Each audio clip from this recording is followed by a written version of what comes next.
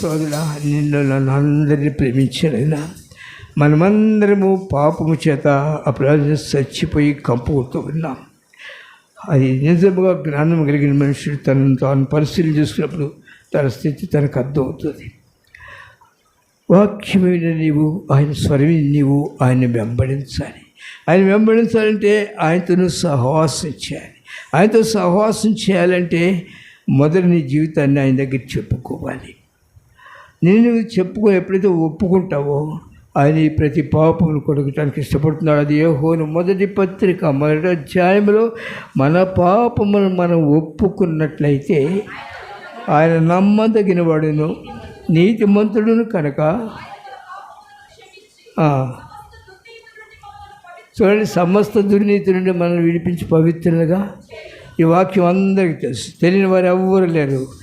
ప్రకటన జరుగుతూ ఉన్నది, దేవుడు తన సువార్తను వినిపించుతూ ఉన్నారు. కానీ ఎంతమంది లోబడుతున్నాము? ఎంతమంది వాక్య ప్రకారం జీవిస్తూ ఉన్నాము? మన పాపలను మనం ఒప్పుకోవాలి. ఎంతమంది ఒప్పుకున్న మనుషులు తప్పు చేయరు. ఎవరు ఒప్పుకుంటారు? దేవుని యందు విశ్వాసం ఉంచి, దేవుని కుమారుని యందు విశ్వాసం ఉంచి, నన్ను మరణమునకు నరకమునకు పాత్రుడిని, దేవునికి దూరస్తుడు, నన్ను సమీపస్తుడు చేయుటకు తన కుమారుని నా కొరకు బలి చేసినారు. ఆ రక్తులు నిన్ను కడుక్కుంటాను, నేను నా తండ్రితో ఉంటాను. ఏ శాశ్వతం నిన్ను ప్రేమించని ఏ మనుషులు అంటే దేవుని యందు విశ్వాసం ఉంచిన వాడు. అందరూ విశ్వాసం ఉంచినాం కదండి, అందరూ విశ్వాసం ఏమండి. కనుకనే దేవుని వాక్యం ఏమందంటే, క్రియలు లేని విశ్వాసము మృతము. నేను మురుకులో ఉండి విశ్వసించానంటే సరిపోతుందో సహోదరుడా? నేను ఇంకా లోకంలో ఉన్నాను, పాపంలో అసలు కొంతమందికి భయమే లేదు. ఎంత భయం లేదంటే దేవుడిచ్చిన దాన్ని వారి భయంకరమైన స్థితికి ఉపయోగించుకుంటే అది యెహెజ్కేలు గ్రంథం నేను చెప్పను. ఆ మెట్టుకు నేను ఈ దినాలు రాను కూడా, నాకు అవసరం లేదు. ఎందుకంటే ఏ మనుషుడు దేవుని వాక్యానికి లోబడతాడో ఆ మనుషుడు దేవునితో సంతోషిస్తాడు. ఏ మనుషుడు దేవుని వాక్యానికి లోబడాడో ఆ మనుషుడు నిత్య నరకానికి పాత్రుడు. నిత్య జీవము, నిత్య నరకము.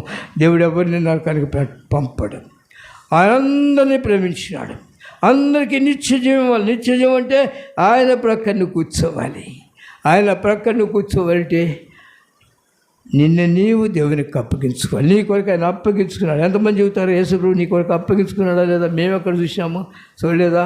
క్రీస్తు ఎన్నిసార్లు నీతో మాట్లాడుతున్నాడు, ఎన్ని అద్భుత కార్యాలు చేసినాడు. సువార్త ద్వారా, దర్శనాల ద్వారా ఎన్నిసార్లు నిన్ను హెచ్చరిక చేసినాడు.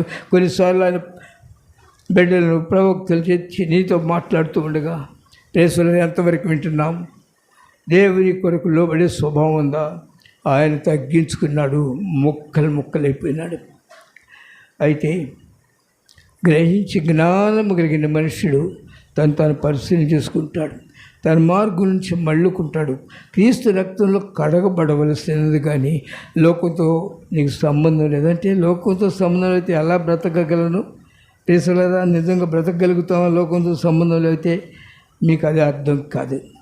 ప్రేసోలరా చూడండి, దేవుని నమ్ముకున్నట్లే ఉంటాము, వాక్యం అంతా తెలుసు, కానీ దేవునికి లోబడము. ఎవరు? సమరయ స్త్రీ ఉన్నది, యేసుప్రభు ఎదుక్కుంటూ వెళ్ళారు. ఆమెకు వాక్యం తెలుసో తెలియదా? తెలుసా తెలియదా? ఎవరు తెలుసున్నారు? తెలుసు, వాక్యం తెలుసు. ఎందుకని? మెస్సీయ వస్తారు, మమ్మల్ని రక్షిస్తారు, తెలుసా? వాక్యం తెలుసు. కానీ ఎవరితో మాట్లాడుతుంది? మెస్సీతోనే మాట్లాడుతుంది.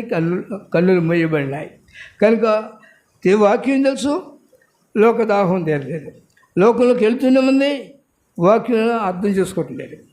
చాలామంది వస్తాం దేవుని దగ్గరికి, పాపంలోనే ఉంటాము, లోకంలో ఉంటాము, లేకపోతే ఎలా బ్రతకాలండి, ఏం చేయాలండి, ఇది నీ ఆశ. కానీ నిత్య జీవిస్తానికి వచ్చాను నేను అన్నారు. దేవుడు నీకు నిత్య జీవిస్తాడు. నిత్య జీవంతో పాటు కావాల్సినవన్నీ ఇస్తారు. నువ్వు నమ్మగలిగితే, నువ్వు విశ్వసించగలిగితే. పరలోకమే కాదు, పరలోకం ఎక్కడుంది?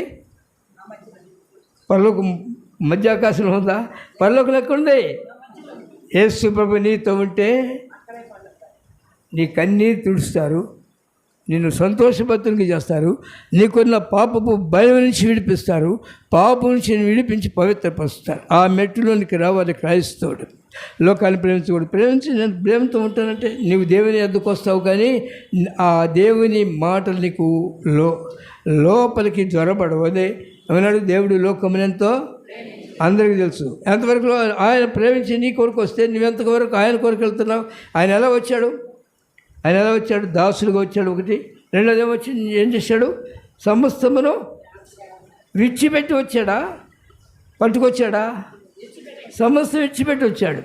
లోకం తను సృష్టించారు, కానీ లోకంలోకి వస్తే లోకమాయన్ని చేర్చుకున్నాడు. సత్రంలో స్థానం లేదు. పశువుల పాకులో జన్మించాడు. పశువుల తోట్ల పెట్టినాడు. ఆమె మీలాంటి తల్లి కదా.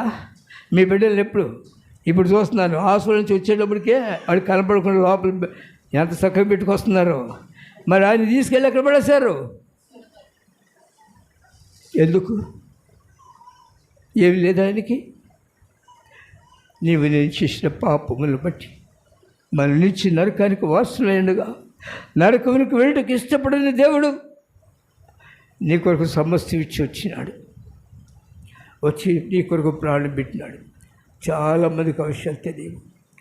వాళ్ళు స్థానం వెళ్తారు. అందుకే దేవుని వాక్యం ఏం రాయబడిందంటే, ప్రతి వాడును తనకిష్టమైన మార్గంలో వెళ్ళాను. దేవునికి ఇష్టమైన మార్గంలో కాదు, నీకు ఇష్టమైన మార్గంలో. ఎందుకంటే భయం ఉండదు మనుషులకి. పరలోకం ఉందని ఎంతమంది నమ్ముతారు? చేతులు అందరూ కానీ ఒకటిదే. పరలోకం ఉందని నమ్మినప్పుడు ఏముంది? పరలోకం ఉంది. పరలోకం పక్కనే ఉంది. పరలోకం ఉంది, వాస్తవమే. మన ఏముంది ఇంకా? అగ్ని ఆరదు. అది నువ్వు తెలుసుకుని ఉంటే పాపం చేస్తావా? లోకంలో ఉంటావా? నిష్ఠానుసారంగా లోకాన్ని ప్రేమిస్తావా?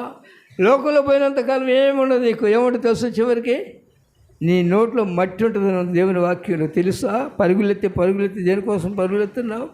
నువ్వు దేవుని కొరకు బ్రతకాలి. అది నా యొక్క నిన్ను ప్రేమించిన వాడు లేడు, నిన్ను హత్తుకున్నవాడు లేడు అంటున్నాడు యెహెజ్కేలు గ్రంథంలో. అలాంటి స్థితిలో ఉన్న నన్ను కూడా దేవుడు ప్రేమించి ఆయన నిన్ను రక్షించుకున్న తర్వాత, నీ కొరకు ప్రాణం పెట్టిన తర్వాత నువ్వు పాపం నుంచి బయటికి రావాలి. నీ సొంత ఇష్టం ఇచ్చిపెట్టి దేవుని చిత్తమును చేయాలి. దేవుని చిత్తం అంటే పరిశుద్ధులుగా ఉండండి, నీతిని ప్రేమించండి. ఏం రాయబడి? దుష్టుల ఆలోచన చొప్పున నడువక, అపహాసకులు కూర్చొని చోట ఎంతమంది ప్రత్యేకించుకున్నారు? దేవుని బిడ్డలు ప్రత్యేకించుకుంటారు తెలుసునా? లేకపోతే లోకాన్ని దేవుని ప్రేమించిన మనుషుడు కూడా 2 పడవలు ఉన్నాయి కృష్ణానదిలో ఈ ఒడ్డున. ఆ ఒడ్డుకి వెళ్ళాలి. ఆ 2 పడవల మీద 2 కాళ్ళు వెళ్తానా? ఆ ఒడ్డుకి వెళ్తామా? మరి తెలిసిండి కూడా ఆవుల ఒడ్డుకి వెళ్ళంగానే ఏమైపోతాం? మధ్యలో నదిలో పడి చనిపోతాం. తెలిసి కూడా లోపడం. 2 పడవల మీద కాళ్ళు పెడతాం. ఇటు లోకం కావాలి, ఇటు ఇది కావాలి. కనుకనే నేను మొన్న ఇప్పుడు చెప్పినట్టున్నా, సిమియోను పేతురు దగ్గరికి ప్రభు వెళ్ళినప్పుడు సిమియోను పేతురు ఇటేమో చెవి పెట్టాడు, ఇటేమో మనసు అంతానేమో చేపలు పట్టుకుంటాను పెట్టాడు. చెవి పెట్టినంత మాత్రం మనసు లేకపోతే ఆ మాటలు లోపల పోతాయా? లేదు, వినలేదు. పడుతూ ఉన్నాడు.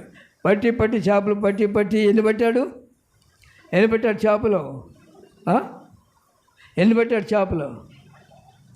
ఏంటి ఒక్కడు కూడా చెప్పలేదు. ఏం పట్టలేదా? మరి లోకంలోకి వెళ్ళి ఏం మేలు పొందుతాం మనము? దేవుని విడిచిపెట్టి మనము జీవనస్థానికి వచ్చిన దేవుని విడిచిపెట్టి లోకంలోకి పరుగులెత్తాలా?